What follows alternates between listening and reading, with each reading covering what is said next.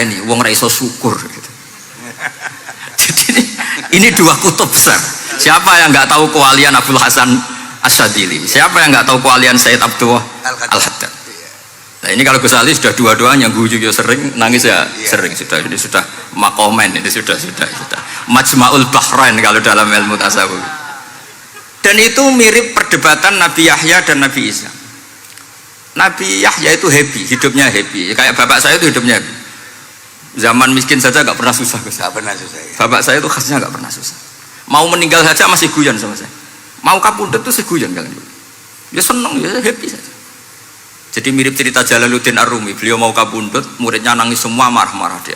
Kamu murid-murid yang bodoh. Saya ini mau ketemu kasih kamu tangisi. Ayo joget semua. Makanya kalau ada orang mati kok ceria itu karena madzhab Jalaluddin apa? Ar-Rumi. Masyhur itu.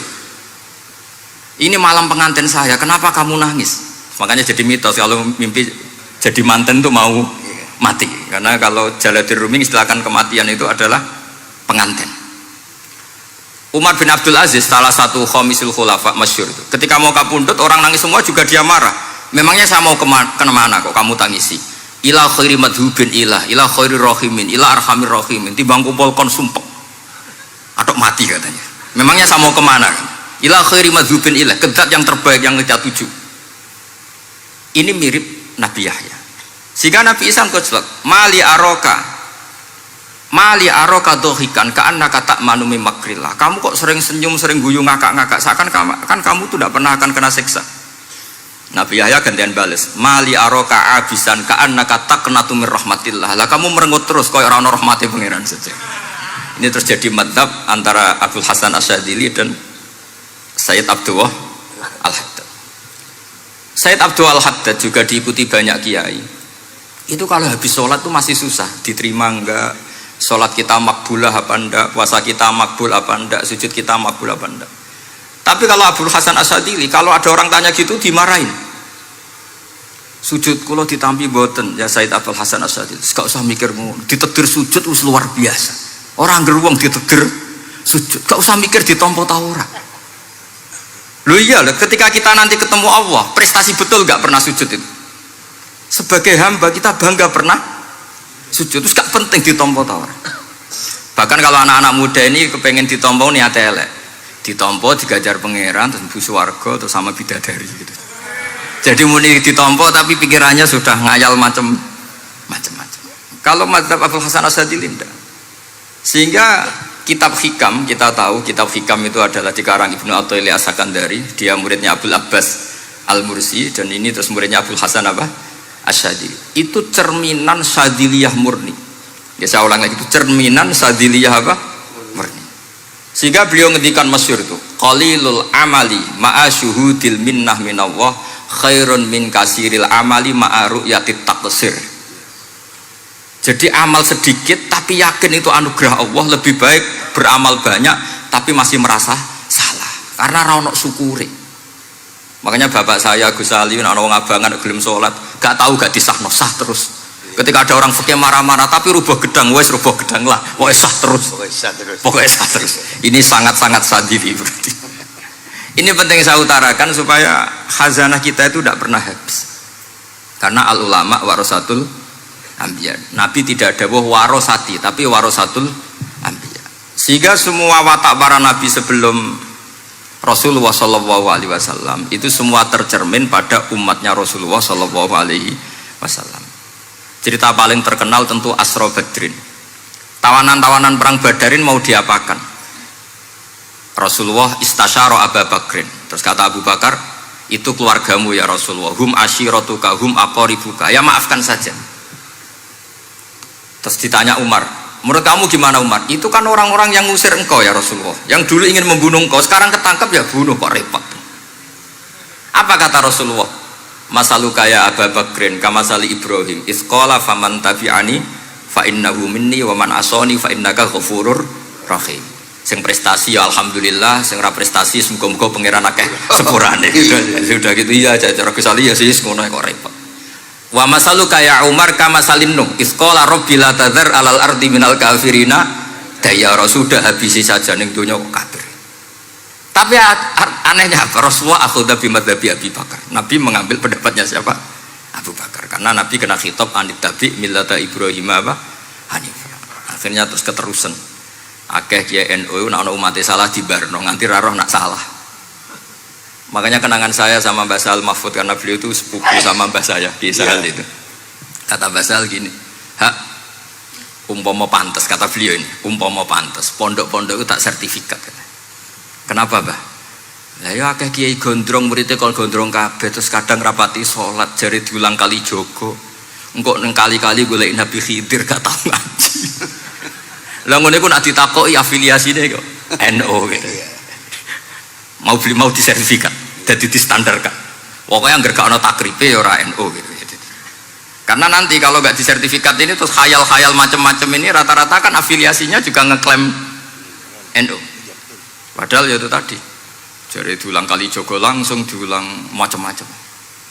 Ini penting saya utarakan karena standarisasi ini penting. Caranya gimana? Kita harus sebanyak mungkin baca khazanah Islam. Makanya Imam Ghazali, kayak apa pinternya Imam Ghazali? Beliau di akhir kitab Ihya ngendikan wa alaika bimudawamati mutalaati kitab khilyatil auliya wa tabaqatil apa? Asfiya.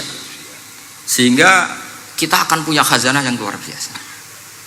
Saya punya banyak tentang kearifan ya para ulama-ulama dulu. Di antaranya dulu saya sering diceritain bapak tapi gak paham, tapi setelah saya ngaji lama-lama paham.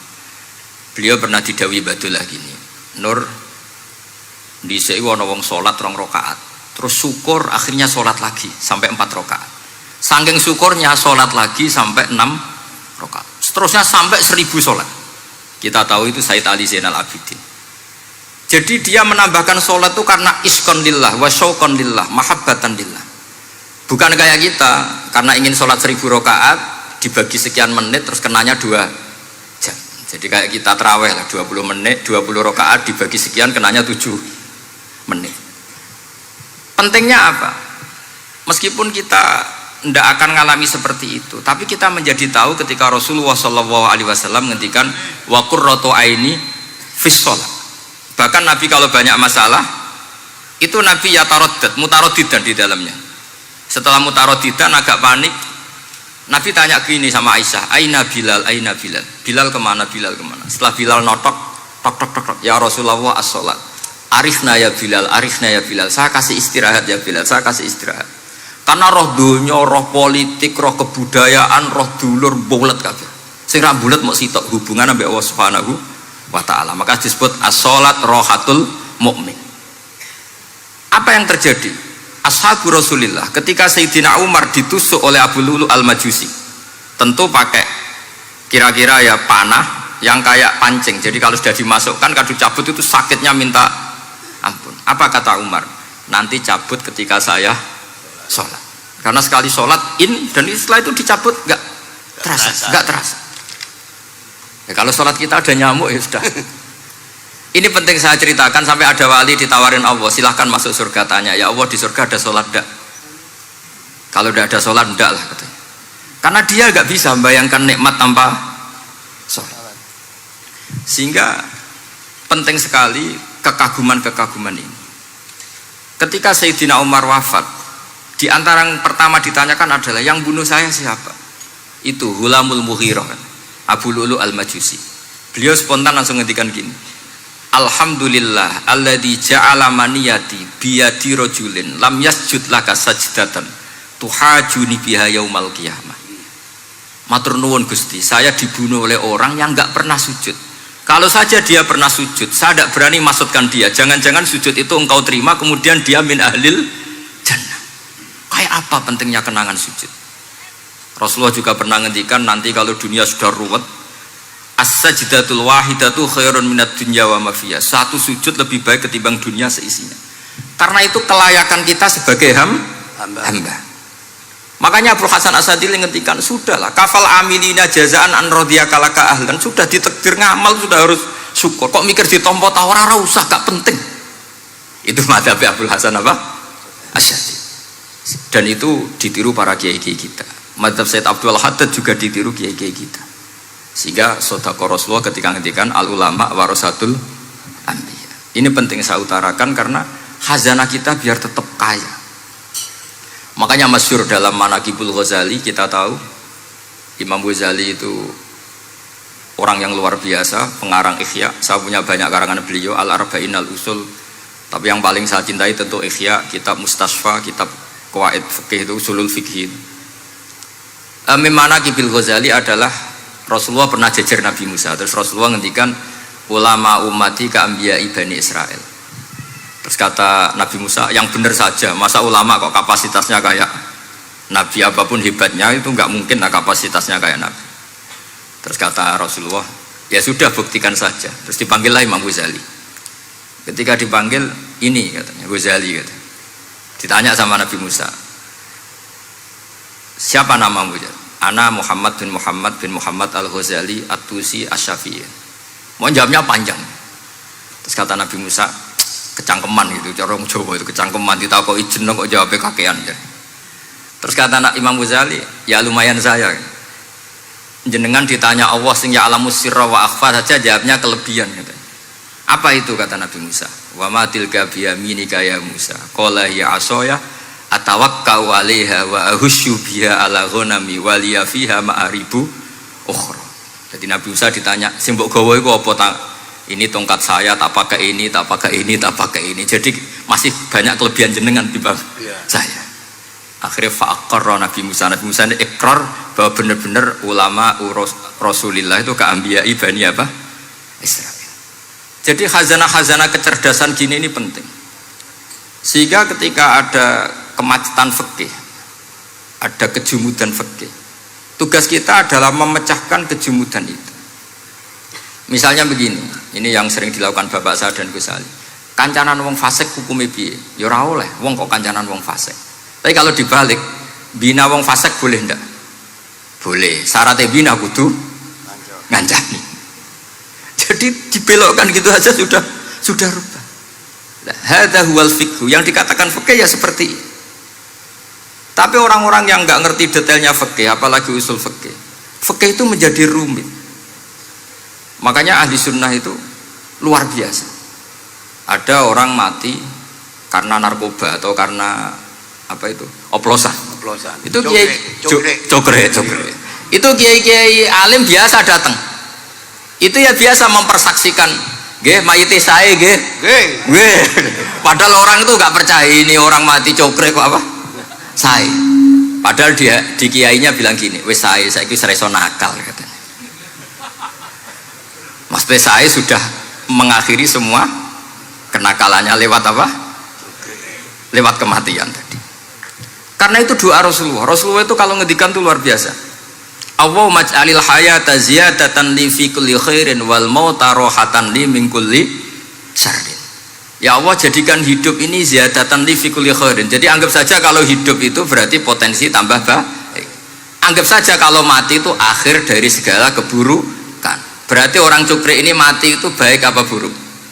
Baik, karena dia sudah tidak bisa buruk lagi. Makanya saya. Nah, ini khazanah yang luar biasa. Karena tadi kematian adalah ar-rohah min kulli apa? Syarrin. Nah, ini sesi kedua, mungkin ini tinggal seperempat jam atau setengah jam. Saya ini karena biasa ngomong lama. Saya mau menerangkan kalimat tauhid. Ini penting sekali.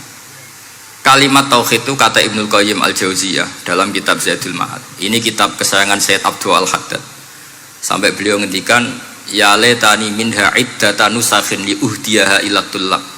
Semoga saya punya naskah banyak yang mau saya hadiahkan ke santri-santri. Saking pentingnya kitab apa Zadul Qayyim. Itu beliau mengartikan la ilaha illallah itu luar biasa. Kalimat ini adalah kalimat super. Allah bikin surga juga demi kalimat ini. Siapa yang menerima kalimat ini maka masuk surga. Yang menolak kalimat ini maka dimasukkan neraka. Kita tahu neraka itu kalau ada batu dicemplungno, itu sampai ke bawah itu nunggu 70 tahun. Kayak apa kedalamannya?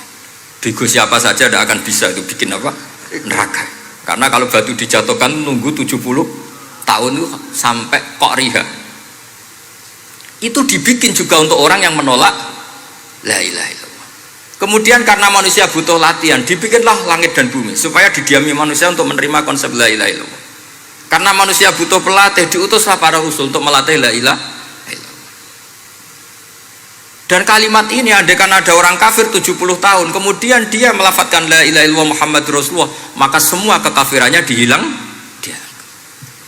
Maka santri-santri yang aswaja ini harus yakin, ia adalah kalimatun dakhala bihal kafiru al-islam. Ini kalimat yang orang kafir 70 tahun saja menjadi muslim.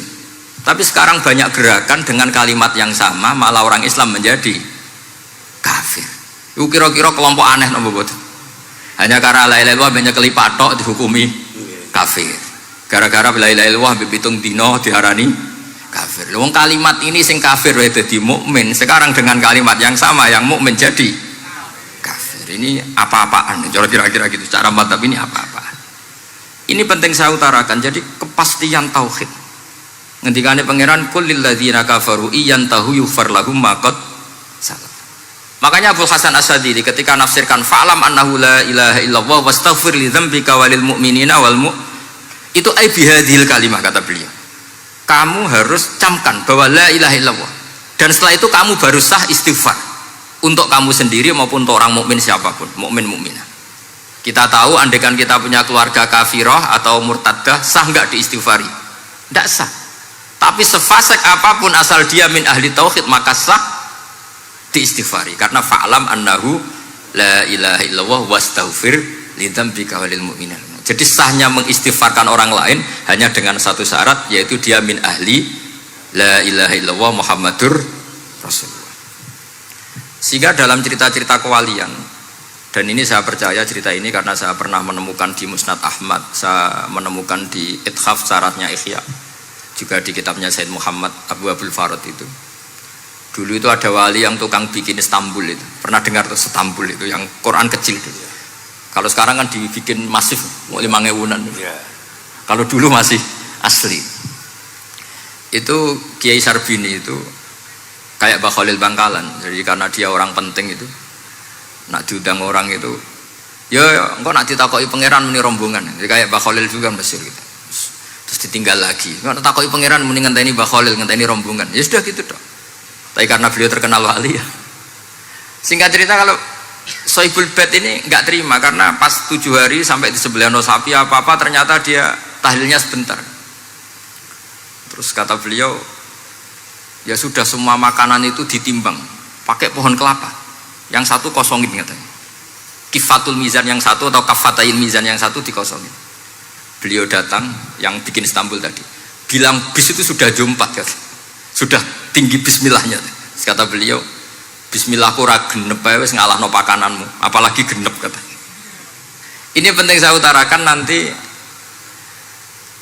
di cerita yang di kitab Musnad Ahmad. Ini perlu dicamkan. Saya hafalkan hadis itu. Inna wa ta'ala istakhlasa rajulan min ummati ala ru'usil khalaik. Setelah dipertontonkan, fayan syuru alaihi tis'an wa tis'ina sijillan. Kullu sijilin minha maddul basar. Jadi ketika dipertontonkan itu ada satu box, yang satu boxnya itu sudah sepanjang mata melihat. Sudah satu boxnya saja tuh mislu maddil basar, sepandang mata melihat. Apalagi ini 99. Terus Allah itu fair, Allah tanya, afalaka uzurun, apa kamu melakukan kesalahan banyak ini punya alasan? Enggak katanya. Adzolamat kata badi al-hafidun, apa memang malaikat itu sentimen sehingga salah kamu tok yang ditulis, kalau kamu nggak salah nggak ditulis? Ndak ya Allah. Terus kata Allah, bala innalaka inti hasanah, kamu masih punya satu kebaikan. Ketika Allah bilang kamu punya satu kebaikan, apa kata lelaki tadi? Nah, gunanya apa ya Allah satu kebaikan dibanding kesalahan yang sebanyak itu? Akhirnya kesalahan yang sebanyak itu ditimbang. Si timbang satunya itu hanya la ilaha illallah Muhammadur Rasulullah. Fato syat as-sijilat, semua catatan salah tadi kalah. Kenapa? Fala yaskulu ma'asmillahi ta'ala syai'un, karena di dunia maupun akhirat tidak ada yang bisa mengalahkan kalimah thayyibah. Tapi sekarang kalimah thayyibah itu jadi tersangka. Nah ini makanya saya mohon santri-santri, hujjiyatu ahli sunnah wal jamaah ini harus mustaqirrah, harus sabitah, harus benar-benar berargumentatif. Sehingga kita tahu setahu-tahunya bahwa kalimat ini adalah kalimat yang orang kafir saja menjadi muslim. Masa dengan kalimat yang sama orang mukmin menjadi kafir? Ini penting saya utarakan karena kita harus terus belajar hujjah. Caranya gimana? Ya diantaranya tadi belajar kitab Ihya, beberapa kitab, sehingga khilaf-khilaf fikhiyah meskipun kita tidak bidangnya misalnya, itu tetap punya kualitas yang luar biasa. Saya sampai sekarang menerima sorogan kitab Mahalli, itu di situ ada perdebatan unik. Boleh enggak misalnya jenazah itu diletakkan di belakangnya yang sholat? Kata kaul awal enggak boleh, di mana-mana jenazah itu ya di depannya orang apa? Sholat. Tapi kata kaul sani, ya boleh saja, jenazah itu tidak imam katanya. Iya. Sehingga pentingnya kaul sani adalah kalau Anda di Arab Saudi itu jenazah-jenazah tetap di kamar mayat, kemudian yang sholat ya di depan jenazah. Karena kalau dipaksakan di depan berarti jenazahnya di dekat apa? Ka'bah. Kayak apa kreditnya Mekah. Nah, meskipun kita tidak melakukan itu karena nanti dianggap aliran apa? Saat ada jenazah kok di belakang kita sholat apa? Di depan. Tapi ini ilmu harus kita dengar. Begitu juga khilafnya kaul qadim dan kaul jadid. Menurut kaul jadid, yang namanya sujud itu harus 7 anggota. Karena kata Rasulullah SAW, umirtu an asjuda ala sab'ati a'zumin, al jabhah wal yaden wal rubbaten wal kodamen. Berarti al jabhah 1, yaden 2, kodamen apa rubbaten 2, kodamen 2. Sehingga kalau kiai-kiai fanatik fikih, ku nak anak-anak sujud ngongkrong dipetel-petel dong. Mergo supaya 7 apa? Anggota. Tapi kata Imam Syafi'i dalam kaul qadim, kata beliau, wayah tamilu, mungkin saja sujud itu cukup pakai jabhah. Karena dalam doa Nabi itu hanya sajadalaka wajhi wa sam'i wa basori. Tidak ada Nabi dongo sajadalaka wajhi wa yadi wa rubbati wa qadami. Jadi kecerdasan ulama-ulama dulu itu luar biasa. Sehingga kalau kita baca pembanding-pembanding itu, lama-lama kita menjadi cerdas. Ini yang terakhir saya cerita tentang Imam Ghazali. Dulu banyak orang yang bermadzhab pentingnya uzlah, sehingga banyak ulama yang uzlah. Alasannya kumpul wong serepot tok, paling gak ngerasani wong lah, minimal dosanya ngerasani wong. Singkat cerita banyak ulama yang uzlah, kemudian umat ini dipimpin aliran-aliran sesat. Terus ulama yang uzlah-uzlah itu diparani sama ulama yang sudah jadi wali. Ya akalatal hasis, karena dia di hutan sehingga makannya hanya rerumputan. Tarattum ummata Muhammadin sallallahu alaihi wasallam fi aidil mubtadi'ah. Betul uzlah itu baik, tapi membiarkan umatnya Nabi dipimpin orang-orang yang sesat.